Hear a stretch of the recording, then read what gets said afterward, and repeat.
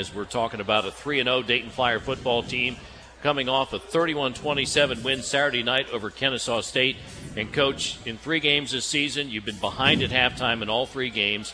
And I think in each successive game, Robert Morris, Duquesne, and then most recently Kennesaw State, you've faced a better opponent each and every week, and you've risen to the occasion all 3 times.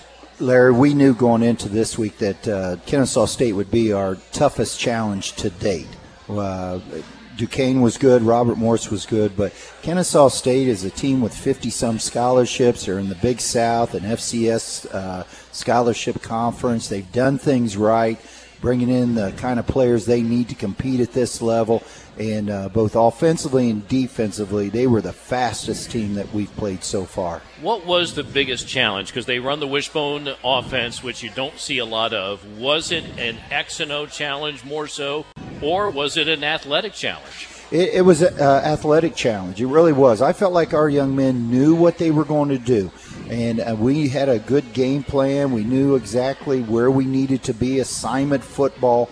But they were just able to execute a little better because of their athleticism there, both at the quarterback position, at their running back position. There were sometimes, Larry, we had the right angle on them, and they just outran us. What has been the difference?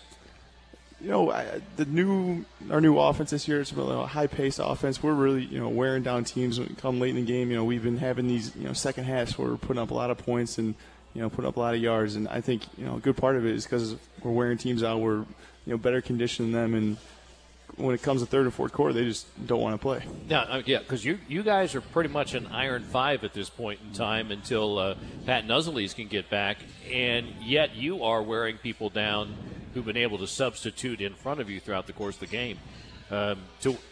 Any change in your off-season conditioning?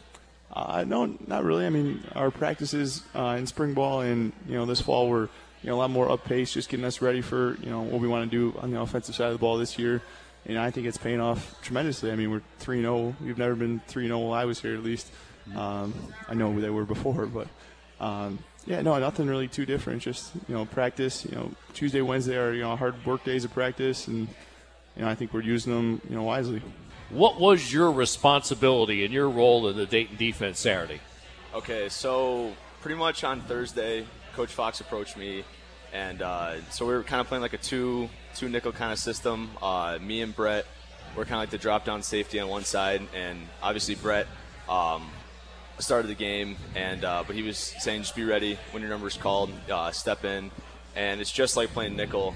So me and Ryan had the same responsibility on each side. Pretty much was the pitch man. And pretty much you just had to read your keys, trust your keys, and just play assignment sound football. What do you know, Zach, about this Dayton team? Because every year is different. Having gone through the battle so far, 3 games into it, what do you know about these guys with whom you are surrounded? Yeah, I think Coach Chamberlin said it perfectly. We're a team that's not going to give up. We don't get flustered very easily. We've had our back against the wall 3 games in a row now. We've come out with a win, and nobody's getting scared at all. We have confidence.